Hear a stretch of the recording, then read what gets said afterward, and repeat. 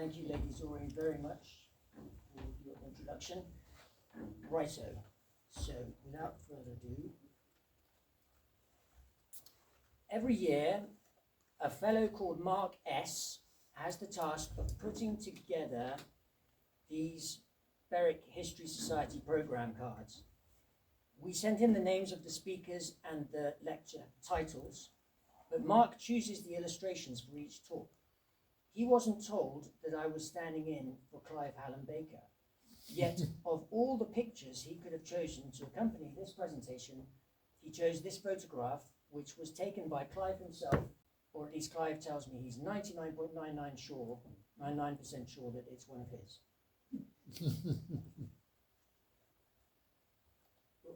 Right. Malcolm II, 1005 to 1034. This is a super map by a 19th century cartographer called Keith Johnston. In the late 10th and early 11th centuries, the heartland of the Kings of Scots is this sort of area around the Tay Basin. Notable population centres include Scone, St Andrews, Glamis, Dunkeld, Abernethy, Forteviot.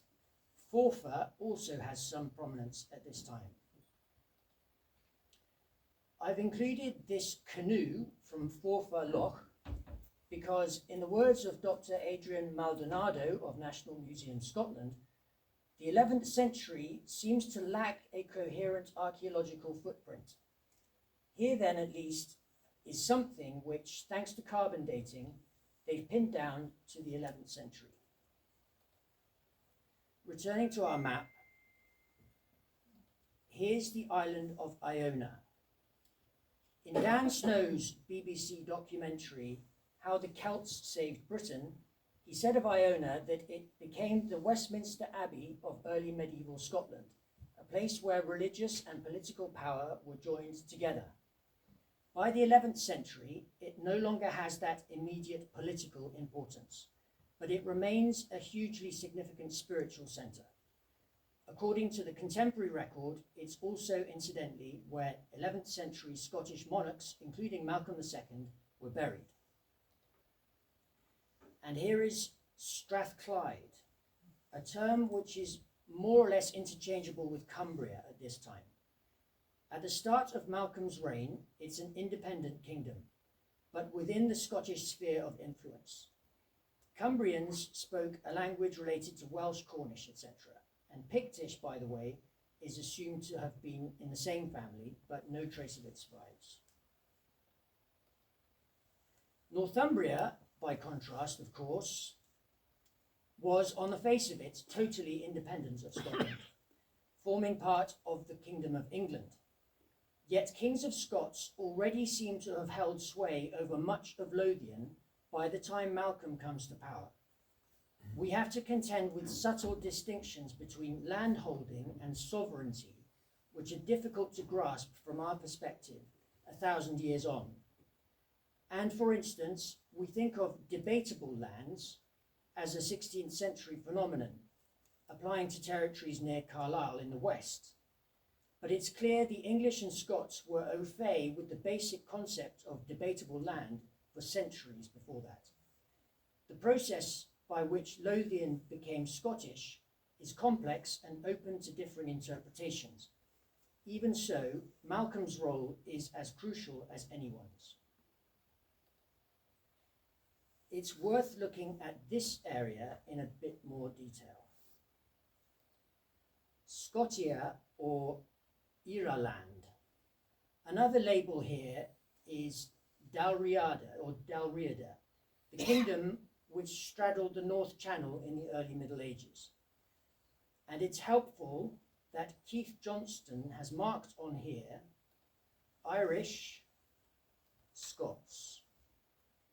The Scots, or Scoti, of course, were originally a tribe that came from Ireland. So here we have Great Scotty, right, part of a mural by William Hull at the Scottish National Portrait Gallery. If you mention King Malcolm to most people nowadays, they're likely to think first of this person, Malcolm Canmore. Oh, and we've got 11th century Scotland, Dramatis Personae. They're likely to think of Malcolm Canmore. Canmore literally means big head, taken to mean great chief. He's also, in fact, Malcolm III, and he was Malcolm II's great-grandson. Malcolm Canmore had an illustrious queen, St. Margaret of Scotland, who was canonized in 1250. And the next person is Macbeth, who reigned from 1040 to 1057. Then we have Macbeth's queen, Gruach. I've changed the spelling to its accepted modern variant. So this is Lady Macbeth. And it's around this stage that you might start to realize there's something a bit fishy going on. This is Duncan, but it's William Shakespeare's Duncan, an old man. Whereas the historical sources tell us Duncan was still a young man when he was killed in battle. St. Margaret is the only one of these people who doesn't figure in Shakespeare's play, and so we're obliged to accept that this history is skewed. A polite way of describing it would be British, but really this is Scottish history through an English lens.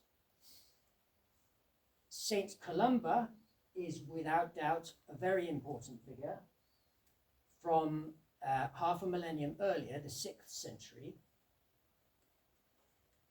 And it's worth noting that Malcolm means follower of Columba, Malcolm, follower of Columba. And this is Kenneth MacAlpin from the 9th century, progenitor of the Alpinid line of Scottish kings. The parents of an old school friend of mine are part of the Scottish diaspora in Bristol. And I remember this frieze as the wallpaper in their living room. What I had no appreciation of until very recently, however, is that Malcolm II is a glaring omission. To my mind, what you see here is like an array of famous movers and shakers in the history of Egypt with no Cleopatra. Or, if you'll pardon the sporting metaphor, it happens Scotland has produced a number of very distinguished football managers. This is like a football manager's Hall of Fame without Sir Alex Ferguson. Sir Alex is missing from this group. In my opinion, Malcolm II absolutely belongs in the same company as figures like Nelson Mandela, Winston Churchill, and perhaps most tellingly of all, Alfred the Great. Now, so this is a chart about tanistry, the alternating succession of kings of Scots from the mid-9th to the mid-11th centuries. This chart is helpful for understanding how the descendants of two of Kenneth MacAlpin's sons vied for the kingship in this period, in keeping with the system of tanistry which came from Ireland. Suffice to say, this picture looks quite neat and tidy, but it masks an awful lot of bloodshed and heartache. Here is the Kenneth who is relevant to us. That's Kenneth II, who reigned from 971 to 995. And it's necessary to make a few adjustments. Kenneth's older brother is named Dub here, but it's more convenient to call him Duff. He's the ancestor of the Macduff Earls of Fife. And returning to his younger brother, Kenneth II, this is from John of Forden's Chronica Gentis Scotorum, that's the Chronicles of the Scottish People. King Kenneth, who reigned at 971 to 995, wished that the law of succession of the ancient kings of his country, who had hitherto reigned in entangled disorder, should be abolished, and that after each king, his offspring of legitimate birth should, in preference to the rest, be decked with the kingly diadem. He himself had an illustrious son named Malcolm, and he proposed to use every endeavour to have the throne assigned to him. We'll see that Kenneth's son, Malcolm II, shares exactly the same preoccupation with changing the system of royal inheritance. Both father and son could point to long-established English and continental European custom to back up their arguments.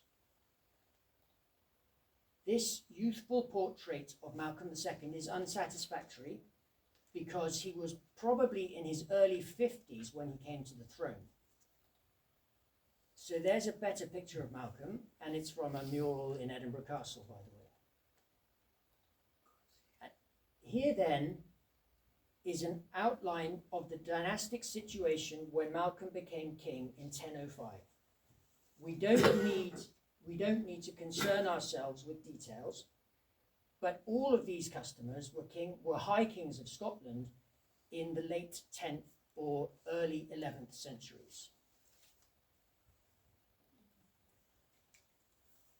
Right, and this is from the Oxford Dictionary of National Biography, and it's Malcolm's entry written by a very distinguished professor, David Broom. So we have Malcolm II, Malcolm mac Cinetha, died in 1034, King of Scots, was the son of Kenneth II, died 995. His mother was possibly a daughter of a king of Leinster. Having challenged his cousin Kenneth III for the kingship and killed him at the Battle of Moniverde in Strathearn, now Perthshire, in 1005, he reigned for nearly 30 years, and at his death he was described by a contemporary annalist as the honour of all the west of Europe. Malcolm was known to medieval chroniclers as the most victorious. His martial record was, however, patchy. To justify this lukewarm appraisal of Malcolm's record as a war leader, David Broom goes on to look at his relations with the English. We'll take stock of that in due course, but in the meantime, there are unsubstantiated late accounts of Malcolm defeating Danes in battle, which associate his creation of a bishop's see at Mortlach in what later became Banffshire with one of these victories. Today's historians are extremely scornful of the idea that Malcolm ever notched up any military successes against Danes. To clarify, in the early 11th century, Scotland was slap bang in the middle of a Viking world encompassing Orkney, Iceland, Scandinavia, Normandy, England, and Ireland. Yet we're supposed to be deeply sceptical of the notion that Danes ever gave Scottish coastal waters so much as a second glance. Banffshire is a modest-sized, elongated historic county near the middle of this map, and I've circled a place called Dufftown. Dufftown at closer quarters. It's named after James Duff, a 19th century Earl of Fife, claiming descent from the 10th century King of Scots. And here's Kirktown of Mortlach. So it's basically part of the same settlements. The name is understood to derive from St. Maluig, a contemporary of Columba. Back to the Oxford Dictionary of National Biography. It is not known whether Malcolm had any sons, but he may have had as many as 3 daughters.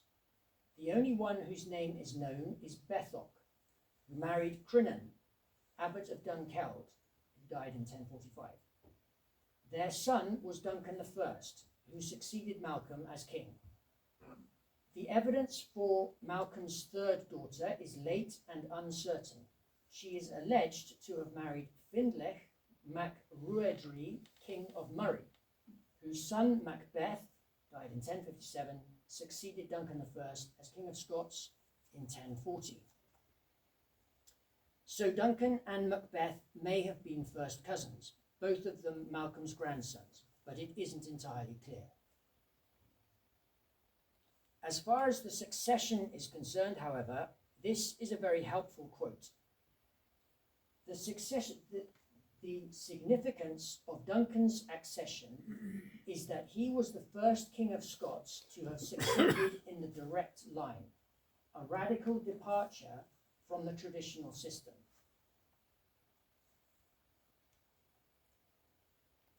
The story made famous by Shakespeare of Duncan's murder in Inverness Castle is based on 16th century accounts of the killing of King Duff. Macbeth actually killed Duncan in battle in a place called Pitgavany, supposed to be Bothgowan near Elgin, marked here. This map is a trove of all sorts of other rare delights, however. It was made before it became unfashionable to acknowledge Malcolm's feats of arms against predatory Scandinavians. So we have Mortlach marked here with crossed swords. And here's Panbride, a few miles east of Dundee, denoting the Battle of Barry. And a place on the coast of Aberdeenshire called Cruden. Unusually, by publishing this story, the BBC has really gone against the grain of mainstream academic thinking. So we have a Cruden Viking battle remembered, and it's dated July 2012. Cruden Bay was once the scene of a bloody 11th century battle. Danish King Canute tried to reinforce the Viking settlement in Scotland in 1012. His army was beaten by the Scots, led by Malcolm II. Cruden's Viking past will be remembered over the next few weeks in a series of events. This is a priceless resource for inquiring into old battles. The statistical account of Scotland from the late 18th century by Sir John Sinclair, drawn up from the communications of the ministers of the different parishes. Here's part of what the Reverend George Gordon had to say about evidence for the Battle of Mortlach in the late 18th century. So he says that there are the vestiges of an entrenchment, very distinct at this day, on the summit of the little Conval Hill, called by the neighbourhood the Danish camp. There's a number of tumuli, or cairns, supposed to have been collected over the bodies of the fallen. A square bit of ground, almost covered with winds, that's gorse apparently, I didn't know that, into which multitudes of the dead were tumbled.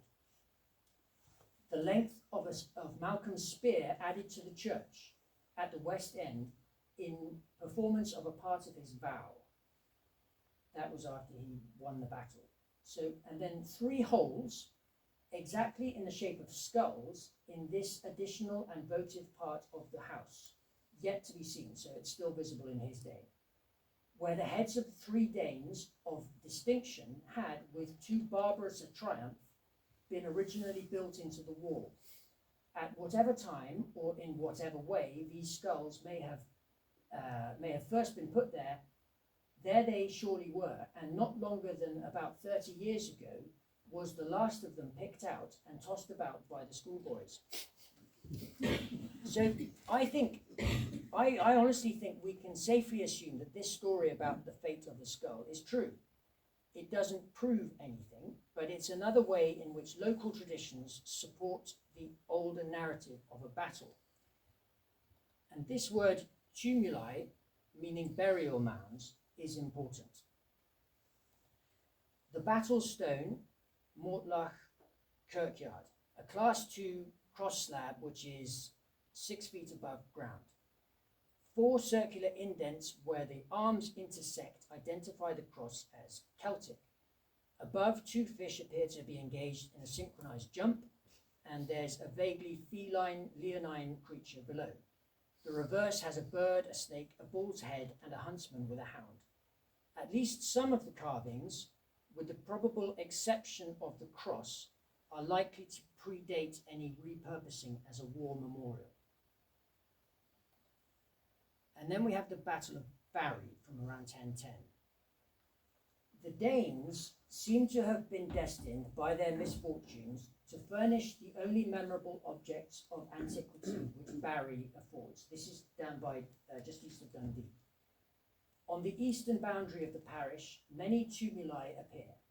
The traces of a camp in their immediate neighbourhood, Carnoustie, i.e. the cairn of heroes, the name of an adjoining estate, the vicinity of a brook, which is said to have run 3 days with blood, proclaim these tumuli the graves of those northern marauders who fell in the desperate engagement which, according to Buchanan, took place near Panbride between the Danish troops commanded by Camus and the Scotch army under King Malcolm II. So here we've got more tumuli. Now this is Camus's cross, traditionally supposed to be the gravestone of a Danish general named Camus, killed at the Battle of Barry in around 1010. This is designated as a Class 3 monument because there are no pre-Christian symbols. I won't go into much detail with that, but now Colin Gibson was a journalist who wrote about this, and this is from the 17th of December 1955 in the Dundee Courier. I stood beside this cross just a few days ago. It's about 6 feet tall, grey stone, with its sculptured symbols partly weathered away, partly hidden by moss and lichen. Tradition says that Camus, a leader of the Danes, was overtaken and slain here, and that may be so. According to the memorials of the Panmure family, the grassy mound was opened up in 1598, and there were found the bones of a man of gigantic size, with the skull showing a severe wound. I'm afraid actually that skulls come into this all the time. There are going to be a few skulls. Okay. Here, though, is a passage from the New Statistical Account, which was compiled in the 1840s, from Linton near Moorbattle in Roxburghshire. The whole of the district abounds with memorials of ancient border warfare, from its contiguity to the fortresses of Werlitchby Walk and Roxburgh. It must have been the scene of the more important struggles between the two kingdoms. From the surface of the ground arise numerous small tumuli, which, when excavated, are found to contain human bones enclosed in circular earthen urns. In one place, these tumuli are so numerous as almost to resemble a burying mound, or at least they render it probable that the ground which they occupy had once been a field of battle.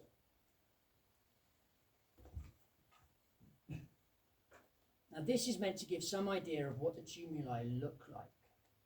North of Scotland Archaeological Society, circular and rectangular tumuli at Garbeg near Drumnadrochit, western shore of Loch Ness.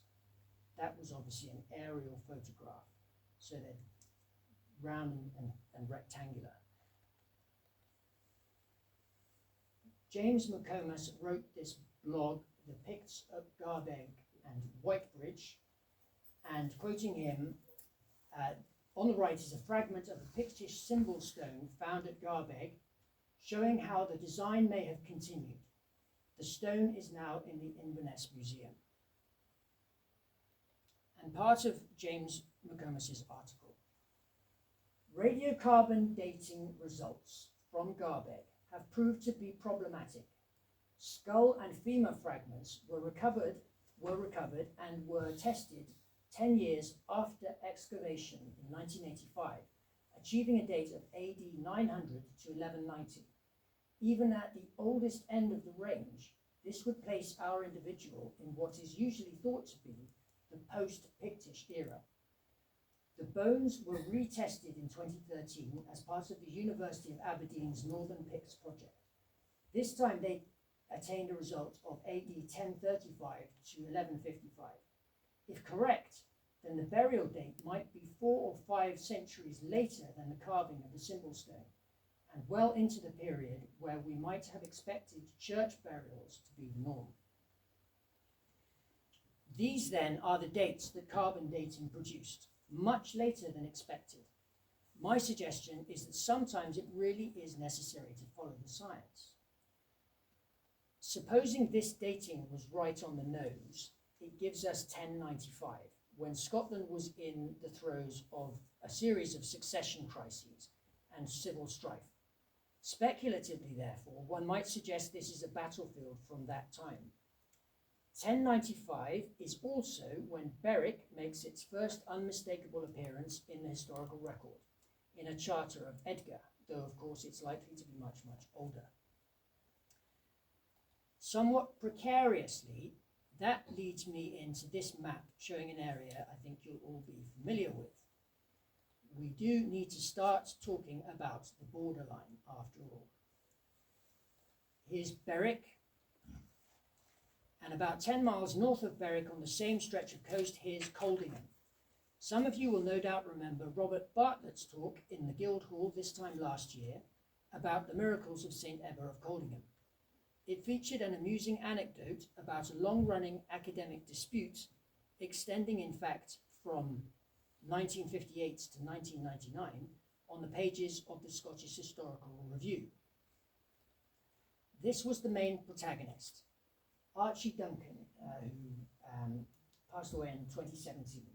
He was a professor of Scottish history and literature at the University of Glasgow from 1962 to 93. Author of many works, including, yes, the earliest Scottish charters in the Scottish Historical Review in 1999, and the Kingship of the Scots, 842 to 1292, Succession and Independence. It's his 2002 work on Scottish kingship, which I'm most indebted to for this talk. Here we have the coronation of Emperor Conrad II by Pope John XIX in Easter, 1027. In his letter to the English people, Canute gives us chapter and verse about his attendance at this coronation. And he says that all the princes of the nations from Mount Garganus to the neighbouring sea were there. Instead of returning to England, or returning directly to England, Canute travelled to Scandinavia via Scotland, where he had a summit with 3 kings, one of whom was Malcolm II. So these are excerpts now from The Kingship of the Scots, Archie Duncan's book. Professor Duncan cites A. Tigge's Irish Annals. It's an annal written at the time in the 11th century, recording Malcolm, that's Malcolm, recording Malcolm's death in 1034 as the honour of all the west of Europe. The most probable Christian and European act which prompted these remarks was a pilgrimage to Rome. Canute and Rudolf, king of the Burgundians, escorted Conrad II on the day of coronation. Whether Malcolm qualified for such an honour or not, if he were present and refused to acknowledge Canute as lord, we would have an explanation for the latter's hurry to obtain his subjection on return from Rome. It's at this point we arrive at the subject of Carham, visible on this map. Anyone who knows me will be aware that I hardly need much excuse to start droning on about the Battle of Carham. But this evening I do have a reasonable excuse. It was great to come across this article by Clive Hallam Baker in the winter 2018 edition of Battlefield magazine. So the title is Battle of Carham, the Battle, the Border, and the Dawn of Two Nations. And you can just make out Clive Hallam Baker's name there. So here's Clive's article, and at least some of this excellent material would have made it into his talk, no doubt. Yet, even highly specialized modern historians tend to be cagey about the Battle of Carham. From the most comprehensive recent scholarly investigation, the Battle of Carham, unfortunately, is not mentioned in John of Worcester's Chronicon ex Chronicus, nor indeed in any surviving recension of the Anglo-Saxon Chronicle. The strong implication here is that Carham's absence from these sources must mean it wasn't such a major event after all. However, this is from a different work. The oldest manuscript of the Anglo-Saxon Chronicle, which recounts important events year by year, has a short entry for 1066, the most famous year in English history. It starts, Here King Edward died, and Earl Harold succeeded to the kingdom and held it 40 weeks and 1 day. And here William came and won England. The chronicler also noted the appearance of a comet in April 1066. But this manuscript of the Anglo-Saxon Chronicle contains no mention of the battle at Hastings on the 14th of October 1066. So, and then we have this is the actual entry for 1066 in the oldest version of the Anglo-Saxon Chronicle. So it's perfectly true, the Battle of Carham doesn't get a mention, but a generation or so later, the authors of the same chronicle were hardly enthusiastic about acknowledging the Battle of Hastings.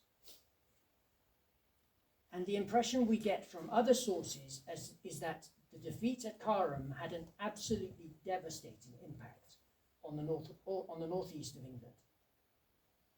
This is from the Annals of Lindisfarne and Durham. A comet spewing flames, there's another comet, it's a different comet, but it's a comet. A comet spewing flames was seen across Northumbria for 30 nights. When it passed after 30 days, the infamous Battle of Carham was fought between the Northumbrians and Scots, where the entire populace of St. Cuthbert met with the penalty of destruction. Among them 18 priests who had rashly got themselves involved in the fray.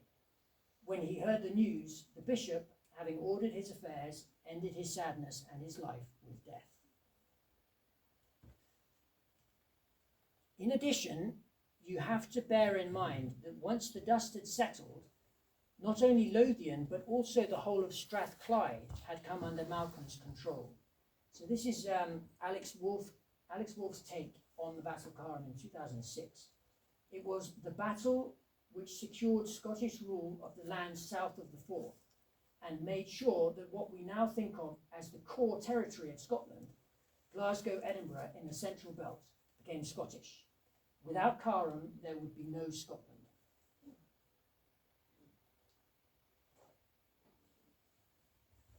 Clive's article is very good on the comet. After contacting NASA and being put in touch with Gary W. Cronk, an authority on comets, we confirmed that the only comet of these times appeared in August 1018, thus dating the battle with some certainty to September 1018. And here's contemporary Japanese reporting with Halley's comet on the Bayer tapestry as a backcloth. And it says the second year of the Canning rain period, 6th month, starting from the 18th day past, a broom star was seen. Having compared precedents in the literature, strange stars like this do not last for long before disappearing. So that's what somebody actually wrote in the early 11th century, contemporary reporting in Japan. But I'm afraid we're not finished with monumental stone sculpture. Now, some of you who've attended talks I've given before about Carham and its legacy will know where this is going. But I promise there's a difference. If you bear with me, what's coming soon is a slide that I would describe as my pièce de résistance. I know I'm sticking my neck out here, but there's a twist which I think you'll be glad I told you about. So please bear with me. We've got Trajan's column, completed under the supervision of Apollodorus of Damascus in 113 AD. It tells the story of the Dacian Wars in present-day Romania in the first decade of the 2nd century. To give you some idea of the scale, there's a spiral staircase inside, leading all the way to the top. A notable feature of Trajan's column is the number of severed heads. You might expect this aspect to make a particularly powerful impression on anyone who, over the course of their working life, had encountered the same sort of grisly spectacle. Another passage from Clive's article.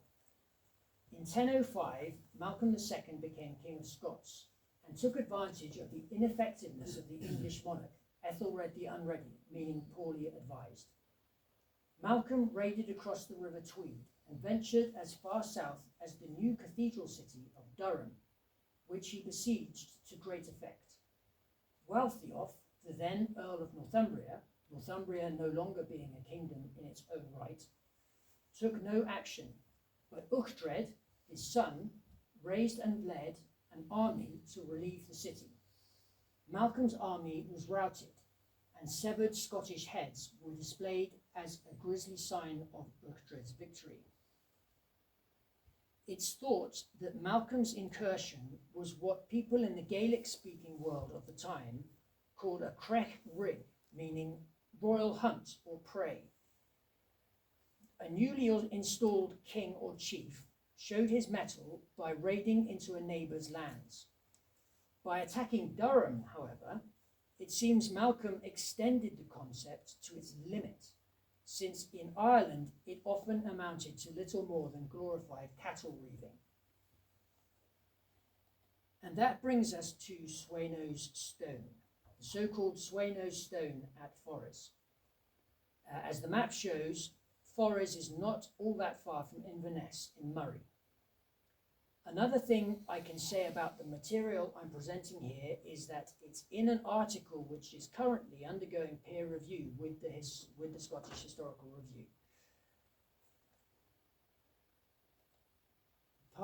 This is part 3 of a BBC series, Pilgrimage, first broadcast on the 25th of April 2022. According to the narrator of this programme, Sweno's Stone is thought to be a Christian Pictish monument carved between the 9th and 10th centuries. This is the 1960s vintage interpretation panel, which I'll read. This great monolith was worked by the Picts in the 9th or 10th centuries AD. Its name only recalls a later legendary association.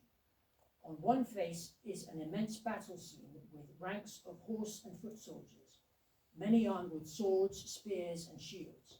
There are rows of decapitated bodies and heaps of heads about a bell-like object, which could be a Pictish broch. On the other face is a ringed crosshead above long panels of interlaced ornament characteristic of Dark Age art. The sides bear more linear ornament. A vine scroll and beasts, more ornament, a vine scroll and beasts. This outstanding example might be a cenotaph, and it's about 6.5 meters, so that's 21 feet tall. That's nothing like as big as Trajan's column, incidentally, but it's still very big. It's a very impressive thing to look at if you ever visit. Highlighted is what I think is the most important scene on the whole monument. Here's an artist's impression which perhaps makes it clearer. In his book, The Symbol Stones of Scotland, Anthony Jackson wrote that the two tall figures could be Saints Andrew and Columba, and this is a royal inauguration, perhaps of a child. However, the object of their blessing appears to have been deliberately erased. David Seller, in the early 90s, drew attention to the similarities between this 13th century image and the one on Sweno's Stone. So this is the seal of the Abbey of Scone, the inauguration of the King of Scots, from about 1250. This then is good supporting evidence for the idea that the Sweno's Stone image is indeed a royal inauguration of some kind. And I think it could be Duncan being anointed as Malcolm's Tanist or heir apparent. To my mind, the similarities here also suggest that the iconography hasn't had time to evolve very much. A couple of centuries perhaps, but not 4 or 5. And now here's the east face of Sweno's Stone. This is war reportage, exactly like Trajan's column, albeit not on the same scale. There are 3 dividing lines, indicating 4 separate parts of the story. More or less in the geometric center of this face is a truncated cone shape, which is the key to the whole monument. We'll come on to that. The topmost scene is worn away by the elements, but in any case, its right-facing cavalry give an impression of being decorative. So I think we can start here. I believe this is Malcolm II at the beginning of his reign, ready and raring to embark on his inaugural crech rig. And I also think he's wearing a kilt, but you're definitely not allowed to say that. not allowed to say he's wearing a kilt in the 11th century. But, I think it is a kilt. Some people, and there are one or two people who think it is a kilt. Leslie Southwick interpreted this as a fight between two champions of opposing armies. Only these two figures are armed in this part of the scene, and the one on the right appears to have put his sword through the head of the one on the left. The army behind this poor unfortunate is running away. They've turned in the other direction. My contention is that this tells the story of an initial confrontation between the invading Scots and the Northumbrians. It wasn't unusual for opposing armies to put up champions to engage in single combat, either as an alternative to a full-scale battle or as a prelude to one. And now we come to the famous or infamous cone shape. I'm going to hang the next part of this talk on the words of John Borland in an online talk he gave in the autumn of 2021, Warriors and War of Pictish Sculpture. Until his retirement from Historic Environment Scotland in 2020, John Borland dedicated 36 years of his professional life to surveying early medieval Scottish monuments. So, to quote John B., we have this tower or broch-like feature in the centre of the stone. An impressive digital reconstruction of a broch. They were built between about 200 BC and 200 AD, all over the Highlands and Islands, and there were a handful in the Lowlands. As I never tire of telling people, Dr. Catherine Kent gave an excellent talk to the History Society some years ago, setting out her case that there was a broch on the site of the Bank of Scotland on Hyde Hill. So if you visited Hyde Hill 2,000 years ago, you might have come across a scene like this. Returning though to John Borland's description, up for debate as to what is shown here, a fortification were really too late for it to be a broch. Then he makes a suggestion. Is it a round tower for a church? And that's what I think it is. I think this is the western tower of Durham's so-called Great Church, which was pulled down at the end of the 11th century. You can see here that to this day, Durham is really encapsulated by the cathedral and specifically by the central crossing tower of the Norman cathedral. I think the earlier tower served the same purpose. We know it was tall because it took several years longer to build than the rest of the church, and it is conspicuous in some of the later chronicles and accounts from the 11th century. It's a major landmark, the old tower, although it obviously has disappeared. And I deduce this evidence from Orkney.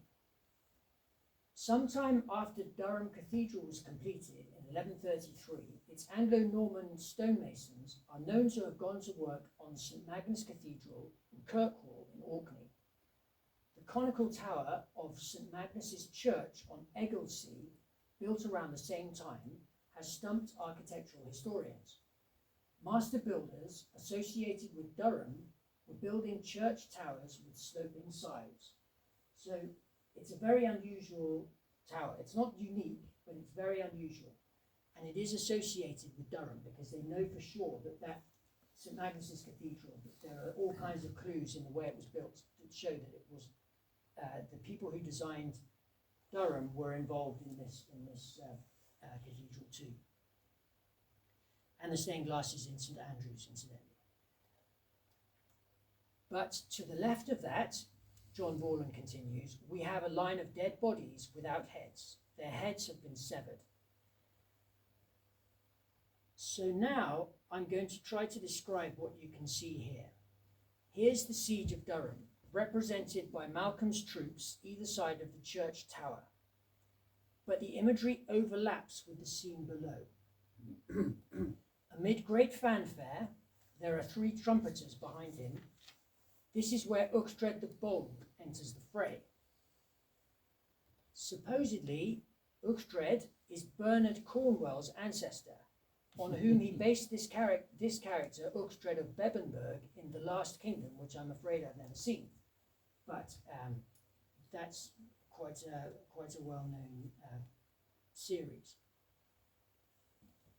Meanwhile, though, what you see here are 2 pairs of fighters representing the raising of the siege, I think. Then, I think our attention should be drawn back up to these headless corpses.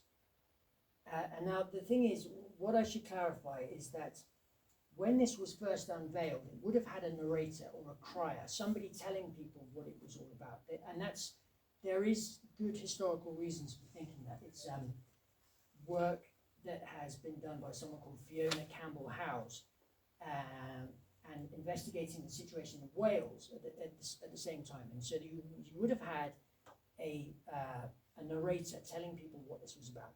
So our attention is drawn back up to these headless corpses. And now the truncated cone shape is at the center of the aftermath of the siege. Now this is a pile of severed heads. And this is now a kiln. So it's actually, it's not just a tower, it's a kiln. It is Dr. Tim Young of Cardiff University who earlier this year pointed out the resemblance of this object to a tar kiln. The tar it produces is flowing out of the base of the kiln onto the severed heads. This was a familiar process in the Middle Ages and right into the 17th century, preparing severed heads for long-term display. Very few tar furnaces survive, but here's one near Pilsen in the Czech Republic. So this gives you the comparison. Now, does anyone I haven't spoken to about this know who, up to now, was the first person we know of whose severed head was coated with tar so it could be displayed on a spike? Does anyone know? Okay, well, I'll give you a clue. It was William Wallace, and now Wallace's head was never on display on Wallace Green, but it's believed that the place got its name from his severed arm, which was once a visitor attraction there. And here is the other amazing thing. Berwick Old Bridge, starring in Outlaw King, filmed in October 2017. Browsing the internet for acceptable depictions of severed heads, obviously there aren't many, this is what I found. Berwick Old Bridge putting in an Oscar-worthy performance as London Bridge. The inscription is clearer on this image, the outlaw William Wallace. Among the events to mark next year's 400th anniversary of the Old Bridge, by the way, is a not-to-be-missed talk from Linda Bankier on the 20th of March. So now we have, we're getting towards the end of the narration about the Sweno Stone. A posse of Scots flee amid a hail of arrows from the Northumbrian lines. The sorry tale of Malcolm's Crech Rig is brought to a close, but he lived to fight another day. Finally, a relatively concise single frame image. Beneath what looks like a canopy is another post-battle reckoning, with more decapitated corpses and severed heads. There is also, however, fighting going on at the sides and directly below, demonstrating the same non-linear narrative thread we saw earlier. So you can't just read this from top to bottom. It's going round in circles, and it's a bit more complicated than that. I think this is the Battle of Carham. If Sweno Stone dates to the 1020s, it's a clash that would still have been fresh in many people's memory. and wouldn't have needed detailed coverage.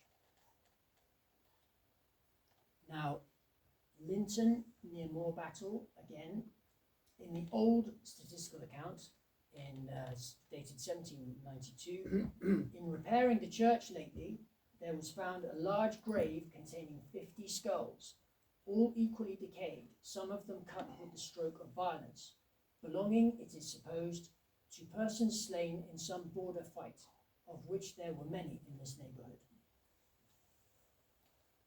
And there's Linton Church, where a grave containing 50 skulls was discovered, and we pinned it down to 1774. That's when that discovery was made.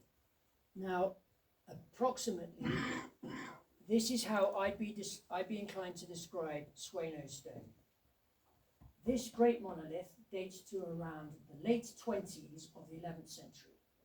The massive cross, with its tightly regimented interlace, ornamentation, and laced crosshead, was intended to inspire awe. At its base is what has been interpreted as a royal inauguration. The other face has two immense battle scenes with ranks of horse and foot soldiers.